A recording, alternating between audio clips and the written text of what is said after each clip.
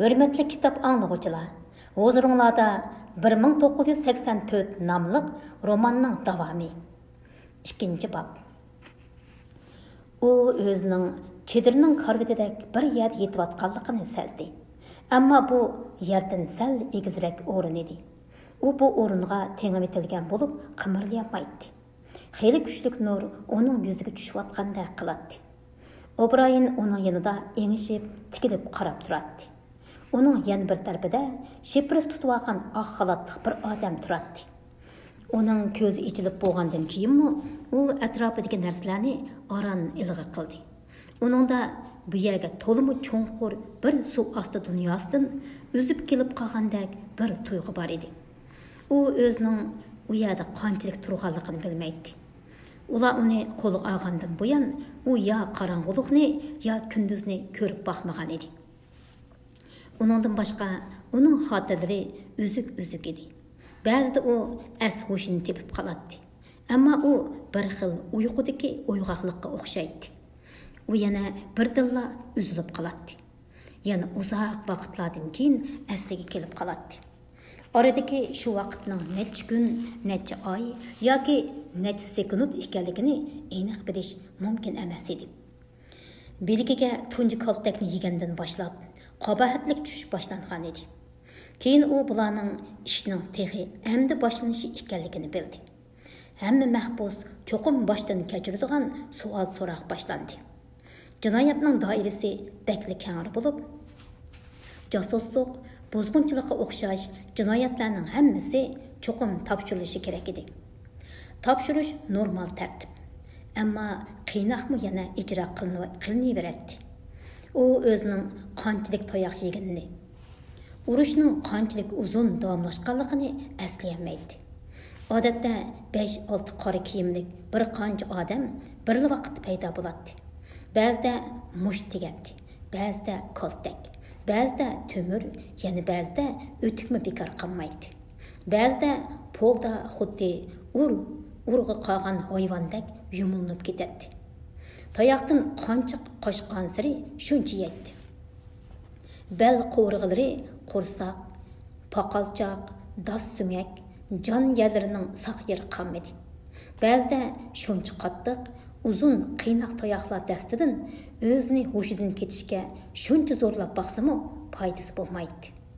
Uningga nisbatan mushu ish eng azobliq, unutilg'usiz edi. Ba'zida u qo'rqib jiddiyalashib ketganlikdan tayoq tushib bo'g'ichilar yelinib yolvurishni boshlab bo'ladi.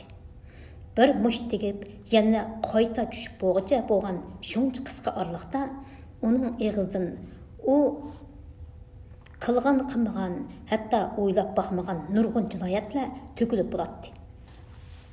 Ba'zida u hech narsa demaslikka niyat qilgandimi, yanala har bir og'riq orasida bir muncha gaplar yana chiqib ketadi. Uningda yana nihoyat ojiz murassa qilish tuyg'usi paydo bo'lgan edi. Uning topshiraman, ammo hozir emas. Toki og'riq qiynoqqa chidag'ilib bo'lmaganda ondan topshiraman. Toki og'riq qiynoqqa chidag'ilib bo'lmaganda ondan topshiraman deb o'ylab baqqan chog'larimi bo'ldi. Ba'zida qattiq tayoq zarbisidan o'ri turolmay, xuddi bir tag'ar yong'yudek qattiq yiqiladi. Shundala u mag'durga kelvasin deb bir necha soat tashlab qo'yiladi. Ondan yana elib chiqib dumbalanadi. Ba'zida asliga kelish uchun xeyli uzun vaqt ketadi. U bularni to'liq g'ova aslayolmaydi. Chunki u ko'pincha uyquliq yoki behush chog'larda dumbalangan edi. U yog'och karvat bir kamerda asladi. U yerda tomdan chiqarib yasalgan bir ishkop, yuz yuvish desi bor edi. U yerda qiziq sho'rpa, bolka, ba'zida qahva degandek bir necha vaqt tomoqni bergan edi. U yana bir surlik satrashning choch saqilini yasab qo'yganligini, oq xalat kiygan bir muz chiroyning uning qon besimi va inkosini tekshirganligi, barmoqlarida qapoqlarini ichib ko'ziga qarag'anligini, sunuq yerlarni bilish uchun yirik olqalarda uning badanini silashtirganligini va uni uxultish uchun biligiga ukul solganligini esladi. Keyincha tayoq sal pasaydi. Tayoq faqat u qanoatlanarlik javob bermaganda tahdid silinadigan, qo'rqitiladigan bir vositaga aylandi. Uni hozir qora kiyimliklar emas, partiyaning ziyolilari so'roq qiladigan bo'ldi. Ular hammasi degudek pakar, doğulaq, ko'zoynak taqib olgan, harakatlari to'limi jiddiy, chaqqan odamlar edi. Har qitimda uni olahazal 12 soat atrofida so'roq qiladi. Bu faqat uning farzi edi. Zodi qanchalik uzunligini aniq bir nima deyolmaydi. Uningdan keyin kirgan so'roqchilar uni undaq bak urib, qiynab ketmadi. Ularning so'roqi uni qiynashga bak toyinib ketmaydi. Faqat uning yuziga shapaloqlab, quloqlarini so'zib, sochlarini yulib, sigili qo'ymay, ba'zida yuziga o'tkir elektr chirqi tutib, ko'zlaridan yosh oqqizib qiynaydi. Bularning maqsadi faqat uni shundoq haqoratlash orqali uni normal fikr qilg'ili qo'ymaslik edi. Ularning haqiqiy quroli uni uzmay so'roq qilish edi. Soatlab davomlashib ketadi. Qasdan qaymoqtiradigan savollarni so'raydi. U degan har bir gapdan tiriq topadi, burmalaydi. Har bir gapida uningga qiltaq quradi. Degan gaplardagi nurg'un ziddiyatlarni ko'zitib uni jili qiladi. Oxirida uning ruhi, nervisi charchab, o'zini bosolmay yig'lab ketadi. Ba'zida bir qitimliq so'roqdalar necha qitim yig'lab ketadi. Har qitimliq so'roqda ular uni varqirab haqoratlaydi. Gapini topolmay doduqlab qolganda yana qorovullarga topshirib beramiz deb qo'rqitadi. Yana ba'zida tuyuqsiz talaffuzi bo'shab, uni yo'ldosh deb chaqiradi. Hamda insok va G'o'ja aka nomidan hozirmi qalbida partiyaga sadoqat bor yo'qligini, sodir qilgan jinoyatiga haqiqiy tavba qilgan qilmaganligi va gunohini yuyish irodasining bor yo'qligini chiroyliqcha so'raydi. U necha soatlik so'roqdan keyin nervlari charchab, faqat bo'lolmaganda bundaq yumshoq talaffuzliq gaplarga chidamay, mishildab yig'lab ketadi. Oxirida bu tugma so'roq gaplar uni musht tepiklardanmi bakrak tugashtirib ketadi.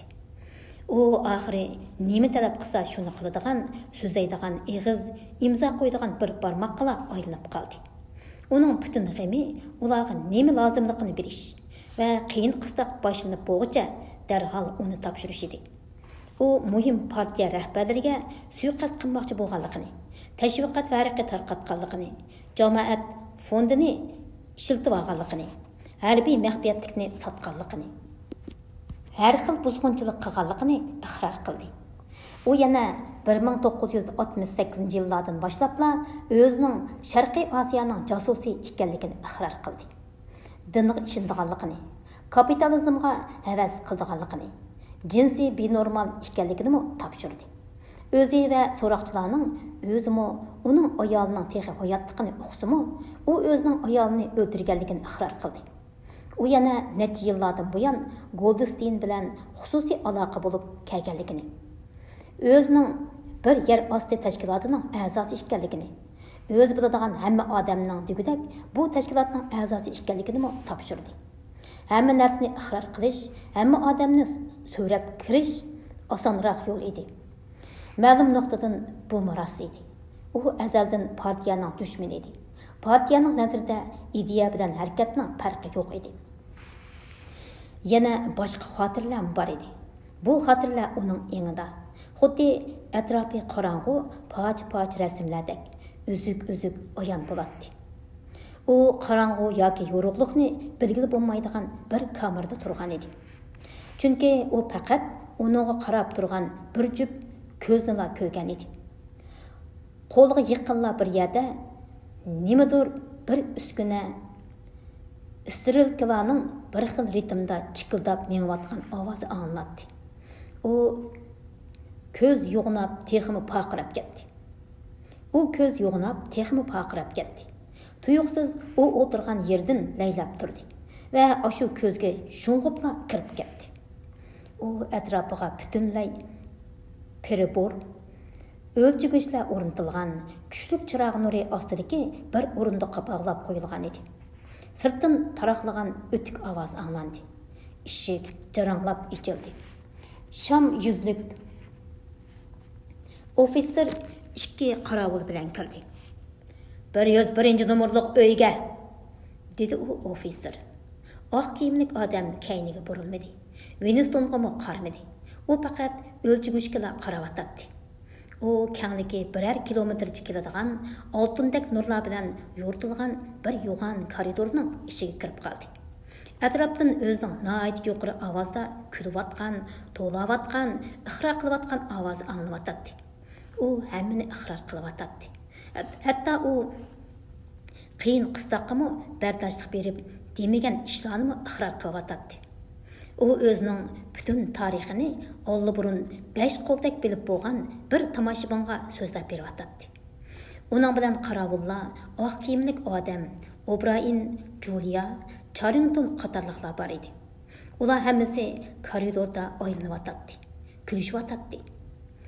Beshimga kelib qolarmikin deb o'ylagan nurg'un qo'rqinchli ishlarmi o'tib ketgandek. Undaq ishlarmi yuz berib baxmagandek. Әмді әмме ishlar o'ngishilib ketgandek edi. Bu yerda әмді azob yo'q edi. Uning hayotidagi eng oxirgi detalmi yalang'ochlangan, tushunilgan, shundaqla kechirilgan edi. U yog'och karvatdan turdi. U texcha O'Brienning ovozi yo emasligini jazmlashtirolmagan edi. U bütün so'roqlarda uni ko'rib baxmagan bo'lsa-mu, u O'Brien yinimda bor, faqat ko'rolmayapman debla his qilib kelgan edi. Hammaga yetakchilik qilayotgani O'Brien. Qorovullarning uni o'ldirib etishdan to'sib qolgani O'Brien. Uning qachon vaqirishi, qachon orom eliverishi, qachon tomoq berilishi, qachon uxlishi, qachon o'qul urilishini qaror qilganimi shu. Savolni shu so'raydi. Javobini shu samiga solatdi. Qiynag'uchimi shu, qo'g'dug'uchimi shu edi. So'roqchimi shu. Do'stimi shu edi. Bir qitim u o'qil silib xultilgandimi, yo normal uyqusidimi va yoki uyg'oqdimi, aytavur bir ovoz uning qulqiga. G'am qilma Winston, men seni qo'g'davatıman. 7 yilning yoqi men san qaravatıman. Әмді бұрылыш пәйті кәлді. Мен сені құтқызыман. Сені мүкәммәл қылветімен. Деген еді. Winston bu avazның O'Brienning yo emasligiga aniq bir nima deyolmaydi.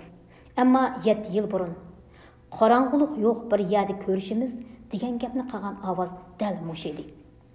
So'roqning qandoq oxirlashganligi uning esida yo'q edi.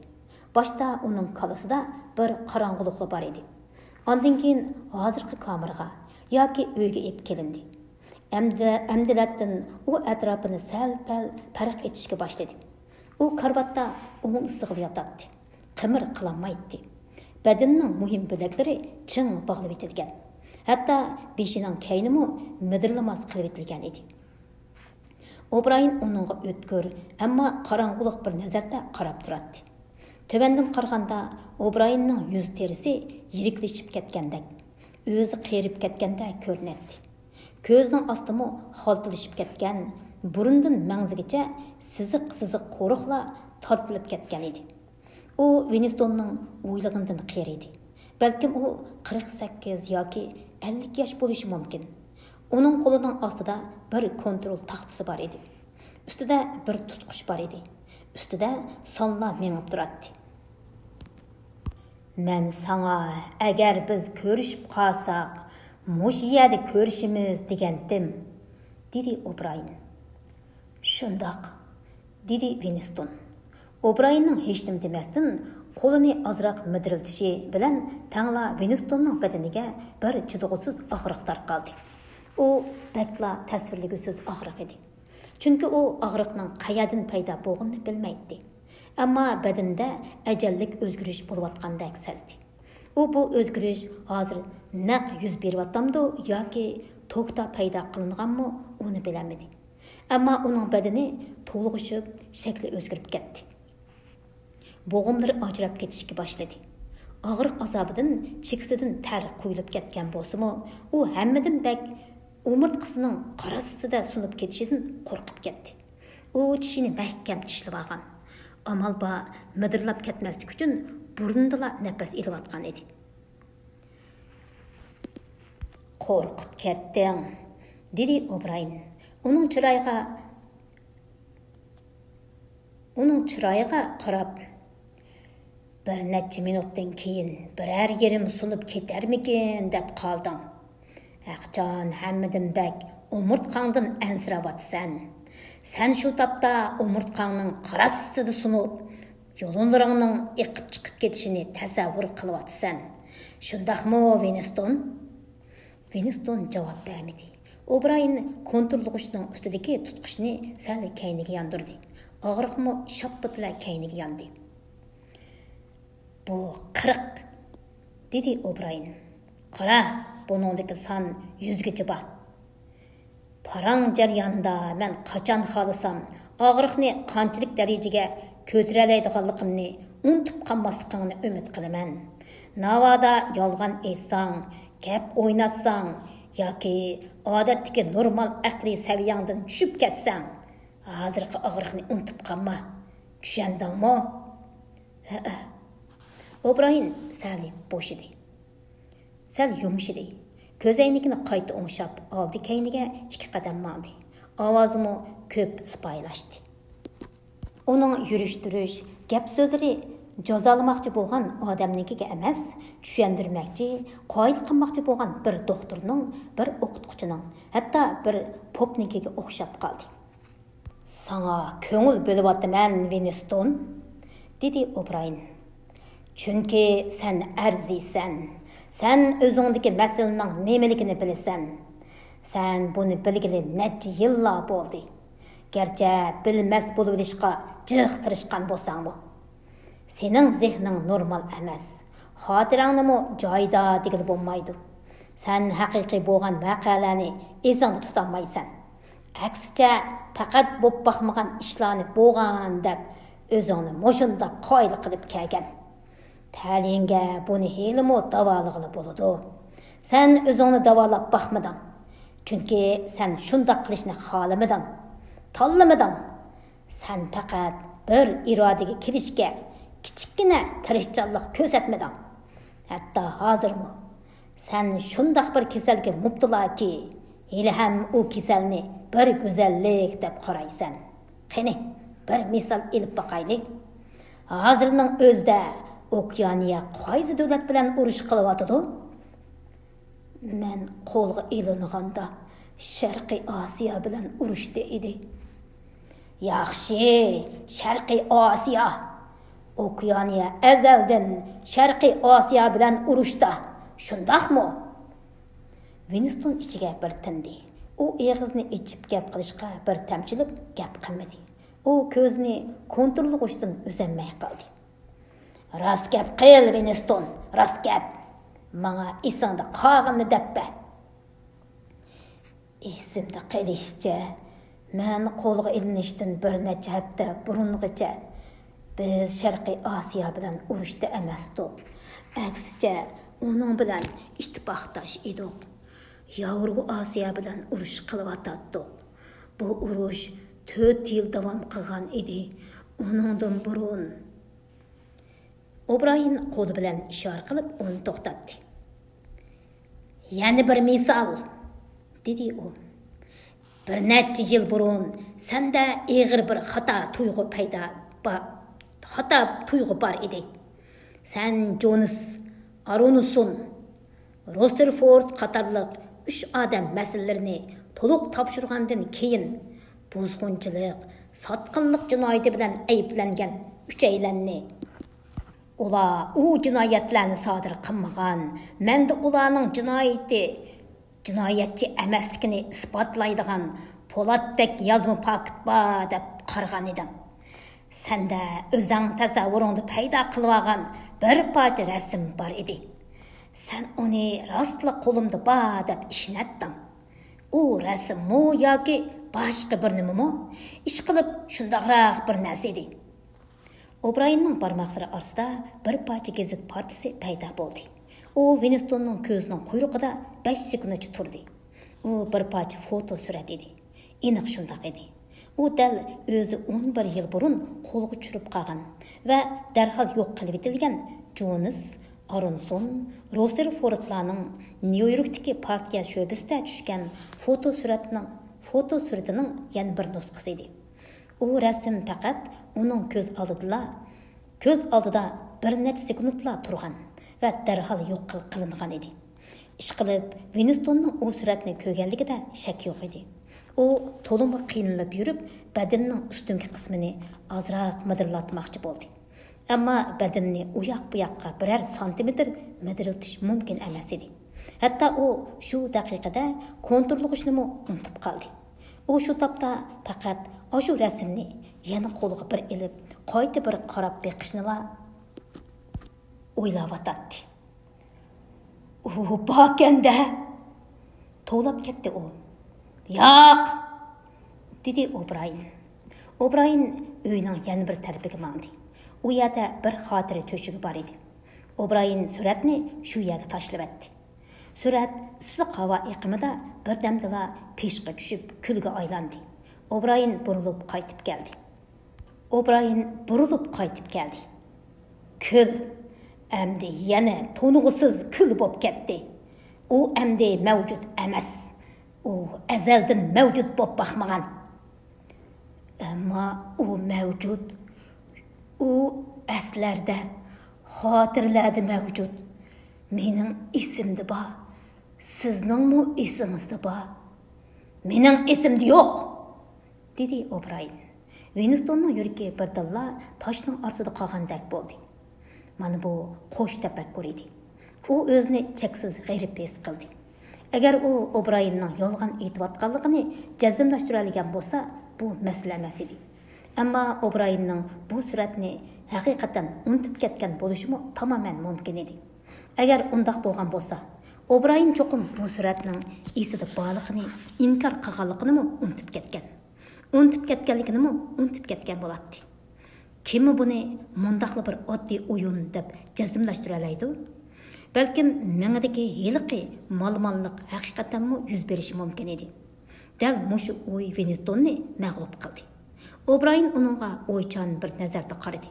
Shu tapning o'zida u bir kapsiz, ammo umidlik bir bolaga tarbiya qilayotgandek o'qituvchiga o'xshab qolgan edi. O'tmishni kontrol qilish haqida partiyaning bir shuari bor edi. Shuni takrorlab baq, dedi O'Brien. Kim o'tmishni kontrol qilsa, kelgusini shu kontrol qiladi. Kim hozirni kontrol qilsa, o'tmishni shu kontrol qiladi, dedi Winston yavaşlık bilan. Kim hozirni kontrol qilsa, o'tmishni shu kontrol qiladi, deb takrorladi O'Brien qo'shilish ma'nosida beshini lang'ishib. Va Winston, sening qarashingcha o'tmish haqiqiy ravishda mavjudmi? deb so'radi yana. Uni yana boyaqidakla cho'nqur g'ayriblik bosdi. Ko'zlari yanala kontrolga o'chdi edi. O, ha, yoki yo'q degan qaysi javobning uni qiynoq azobidan qutqiza oladiganligini bilolmadi. Hatto o'zining zodi qaysi javobni to'g'ri deb qaraydiganligini bilolmay qoldi. O'Brien miyqida kuldi. Sen bir metafizikchi emas, Winston. Mushu daqiqaning o'zgicha sen mavjudlik deganning zodi nimidan derak berdiganligini haqiqiy turda o'yinib baxmagan. Men savolni texmi oddiylashtiraay. O'tmish konkret holda bo'shliqda mavjudmi? Yoki boshqa bir moddiy dunyoda mavjudmi? O'tmish shu topda zodi qayerda yuz beryapti? Hech yerda. Undaqda o'tmish zodi qayerda? Arxivlarda, vasiqalarda, yozmalarda,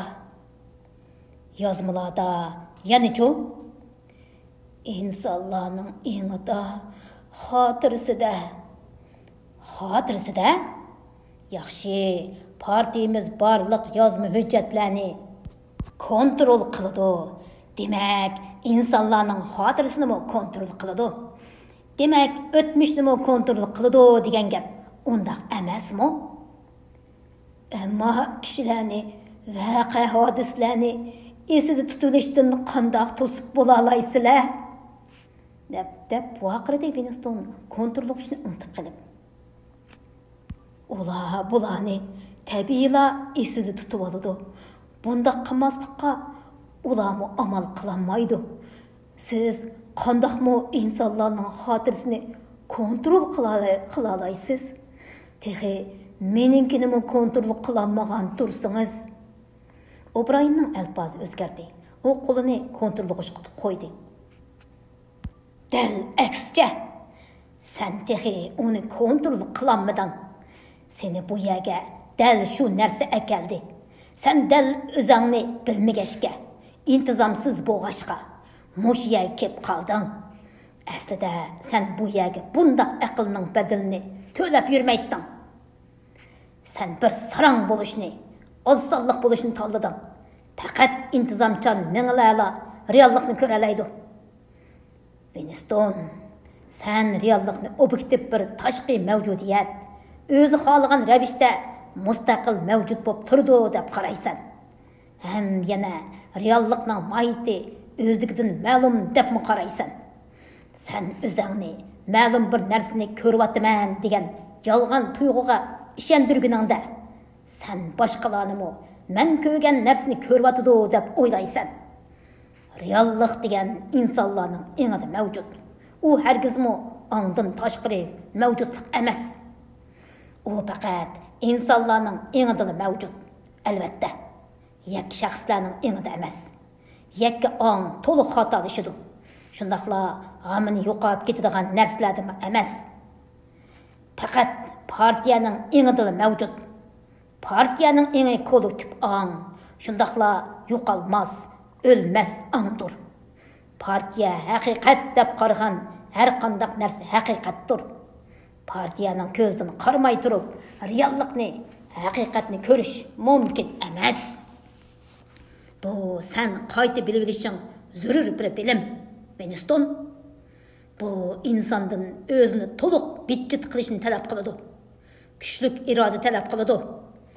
Sen avval o'zingni bilishing, töven tutishing kerak. Shundala ondan haqiqiy aqlga erishalaysan. Go'yo u deganlarining singib bo'lishni kutib atgandek bir necha minut lam-jim demay turdi. Esingda bormi? Davomlashtirdi u. Sen xotirangga erkinlik degan ikki qo'shilgan ikki tang to'rt degili bo'lishdir deb yozgan eding. Ha, dedi Winston. O'Brien baş maltıqını bezilib, qağan 4 barmağını tiklab Winston'a ko'rsatdi. Men qancha barmağımni tikledim? 4. Agar partiya bu 4 emas, 5 desichu. 4.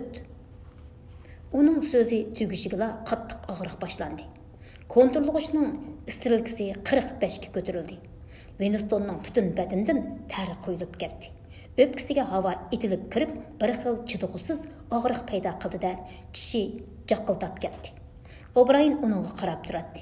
Qo'li yanila kontrolg'ish dedi. Tutqushni sal bo'shatdi. Og'riqmi agishib, azroq qo'yib berdi. Nechi bo'ladi? 4. Istirilka 60 ga chiqdi. Nechi bo'ladi, Winston? 4. Boshqa yana nechi bo'lmoqchidi? Istirilka cho'qim ko'tarildi. Ammo Winston kontrolg'ishga qaramadi. O'Brienning surlik chiroyi va 4 barmog'i Winstonning ko'z oldini bir oldi. 4 barmoq uning ko'z oldida 4 dona g'oyat zo'r, turikdek, xira-shira lapdangishgandek ko'rinadi. Ammo aniqli 4 edi.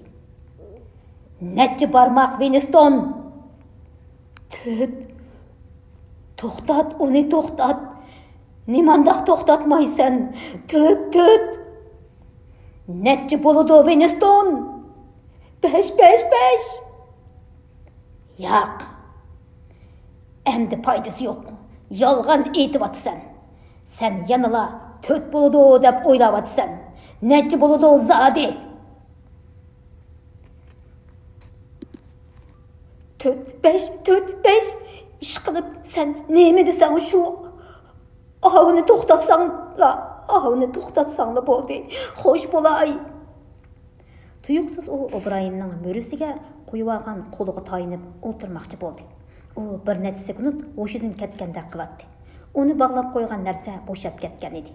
U qattiq to'ngib, jaloqlab titrab ketdi. Uning tishimi jaqildab ketgan, yoshlari mangziga sirqib tushgan edi. U birdinla bovoq onasiga chaplashgandek O'Brayinning quchqiga chaplashdi. Uning mo'risidan tutib turgan ig'ir bilaklar uning rohat beg'ishlagan edi. Uningda O'Brayin uning qo'g'dug'ichisidek bir tuyg'u paydo bo'ldi. Og'riq sirtdagi bir manbadan kelgan edi. U bo'lsa-mu O'Brayin edi. Winstonni bu og'riqdan faqat ashula qutqiza oladi. Sen bek asta anqirvatsan, Winston, dedi O'Brayin yumshoq talaffuzda. Manga nima amal, dedi Winston yig'lamsirab. Ko'z oldimdagisi shu 4 barmoq tursa, ikkini ikkiga qo'ysa 4 bo'ladigan tursa. Ba'zida 5 mi bo'ladi, Winston. Ba'zida 3 mi chiqib qoladi.